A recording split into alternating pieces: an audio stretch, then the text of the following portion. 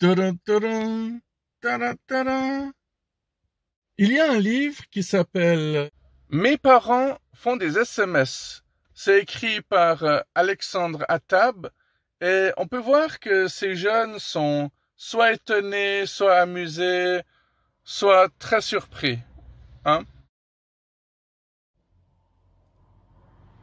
Alors, c'est très intéressant parce que c'est mes parents, c'est même pas mes grands-parents. Alors imagine si ça parlait encore de la génération d'avant. Bon, je pense que je vais me déplacer parce qu'il y a beaucoup trop de circulation ici et ça fait du bruit et je n'aime pas ça. Non, je suis pas sûr que ça va te déranger, gâcher la vidéo, mais moi, ça me dérange, hein. Tu sais, le mec qui parle déjà comme un vieux con, quoi. Alors voilà, vous avez vu, j'ai fait vite, j'ai changé d'endroit.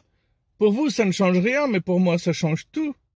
Alors, une fois de plus, la réflexion que je me faisais, c'était sur les personnes âgées, et puis ça doit vraiment pas être facile pour elles dans ce monde de brutes.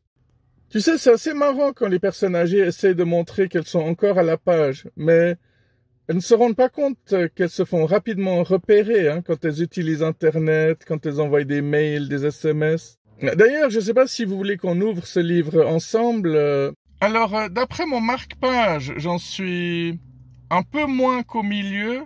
Alors, ici, par exemple, c'est marqué « J'ai rien compris ». Maman, nul. Tu veux faire ta jeune, lol. Je peux faire ma vieille, mais tu ne vas pas aimer, crois-moi. Faut assumer ce qu'on est, lol, de extra lol. J'ai rien compris.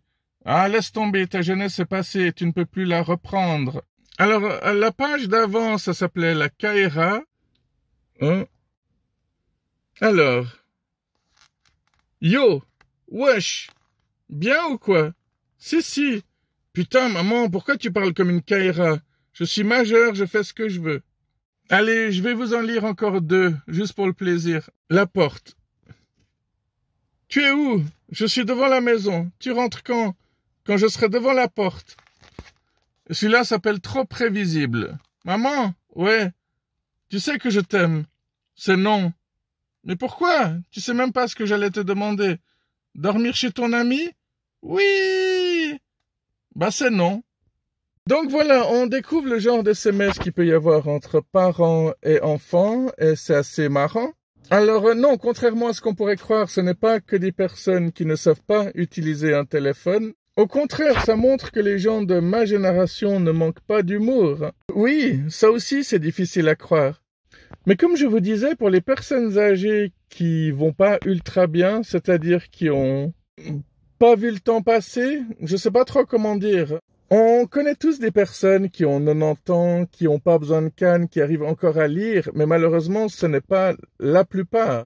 Et la plupart ne doivent même pas comprendre ce que c'est Internet. Ils doivent se dire qu'on a des tonnes et des tonnes de vidéos qu'on a enregistrées. Ils peuvent pas comprendre YouTube. Tu peux pas comprendre que quelque chose puisse être un moteur de recherche, un truc dans lequel tu peux poser n'importe quelle question et avoir plus ou moins une réponse approximative. Alors c'est assez marrant parce que ma mère a l'âge d'être ma grand-mère et elle sait que j'achète beaucoup de musique, mais quand je lui montre des trucs sur Internet, elle pense aussi que j'ai acheté toutes ces vidéos, tous ces albums. Elle croit que toutes les photos que je lui montre, j'ai eu le temps de les prendre ou que je les ai achetées. C'est complètement dingue, en fait. Mais effectivement, Internet, pour ceux qui ne sont pas nés avec, c'est vraiment de la science-fiction. Enfin, même nous, on a de la peine à croire et à comprendre qu'on peut avoir ce qu'on veut quand on veut. Alors, on en rêvait il y a 30 ans en arrière, et tout à coup, c'est arrivé, et on arrive encore à s'en plaindre. C'est complètement fou, quand même. Bon, allez, je vais prendre un petit peu l'air, me dégourdir les jambes. Parmi toutes les questions que je me pose, il y en a plein qui n'ont pas véritablement de réponse. Oui, parce que chaque question, suivant la personne à qui tu la poses, tu obtiendras des réponses complètement différentes. Les personnes âgées qui ont une maladie, par exemple, est-ce que c'est pire pour celles qui ont un Alzheimer et qui oublient tout, ou est-ce que c'est pire pour les personnes qui voient leur corps dégénérer, mais qui ont encore toute leur tête? Alors déjà là, les réponses vont varier parce que chacun va répondre par rapport à sa propre perception. Donc il y a souvent l'entourage qui souffre plus que la personne elle-même. Mais si tu as toute ta tête, c'est fortement discutable. Donc je ne suis pas sûr qu'on puisse vraiment choisir ou répondre à la question véritablement. Parfois je me dis que les personnes qui ont Alzheimer, c'est une sorte de suite logique. Si quelqu'un par exemple a pris des somnifères toute sa vie pour s'endormir et que sa mémoire commençait déjà à se dégénérer à cause de ça, il y a une sorte de suite logique. Si quelqu'un n'utilise jamais son cerveau et qui répond tout le temps « je ne sais pas » à chaque question, son cerveau va aussi probablement se dire à un moment donné « bon, moi j'arrête de bosser, je prends ma retraite anticipée ». Il y a un médecin qui m'a dit « mieux vaut avoir un petit cancer qu'un Alzheimer ». Et il sait de quoi il parle vu qu'un de ses enfants a le cancer. Donc, là aussi, quand tu poses ce genre de questions, tu crois que la réponse est évidente, mais pas forcément. En tout cas, j'ai travaillé dans pas mal de EMS, établissements médico-sociaux, et dans des CAT, qui ne veut pas dire chat, même si ça reste un jeu de mots assez drôle. Mais CAT, non, ça veut dire centre d'accueil temporaire.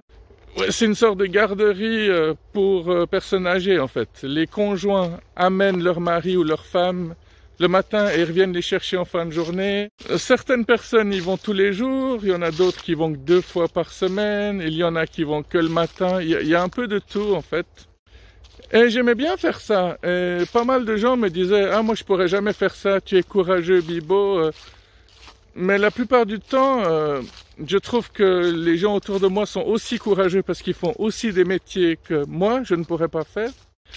Je ne suis pas du tout manuel, par exemple, donc j'admire ceux qui réparent les frigos. Il y a quelqu'un qui est venu réparer mon lave-vaisselle ce matin, très sympa, très professionnel, ça fait plaisir. Très rapide aussi. Bon, un truc qui me fascine, c'est que je n'ai connu personne qui travaillait en EMS, qui se disait un jour j'ai envie de finir en EMS. Et ça, c'est une des grandes questions que je me pose. Comment ça se fait que toutes ces personnes qui bossent dans ces endroits n'ont pas envie de finir là-bas? Est-ce que c'est parce qu'ils ont l'impression de faire un mauvais travail, dû à une mauvaise structure, mauvais patron, mauvaise direction? Direction autant dans le sens où on va que le directeur, bref. Oui, mes amis, je pourrais vous parler pendant des heures de tous ces sujets, mais un truc qui m'avait choqué, c'est que j'avais travaillé dans un EMS où les personnes mettaient des gants en latex.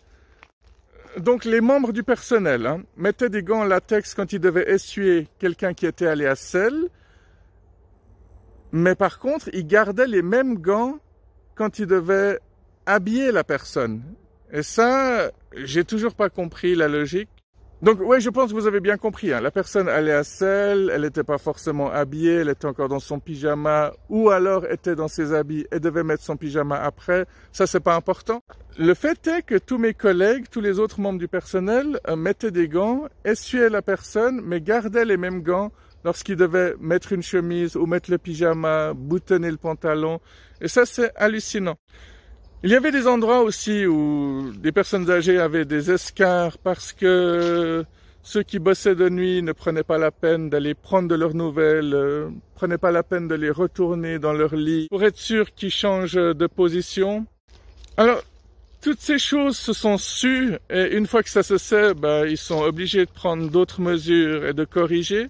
Je vais simplement terminer en vous parlant d'une tante qui avait Alzheimer et presque tout le monde me disait « ne va pas la voir, ça sert à rien, elle ne reconnaît plus personne ».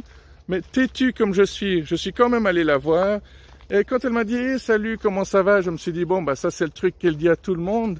Et au moment où elle a parlé de ma mère, en utilisant son prénom, j'ai su qu'elle savait qui j'étais. Et il y a une certaine justice là-dedans, parce que si les personnes que t'aimes le plus au monde t'oublient complètement, on peut dire que la vie n'a réellement aucun sens. Déjà qu'elle n'en a pas beaucoup,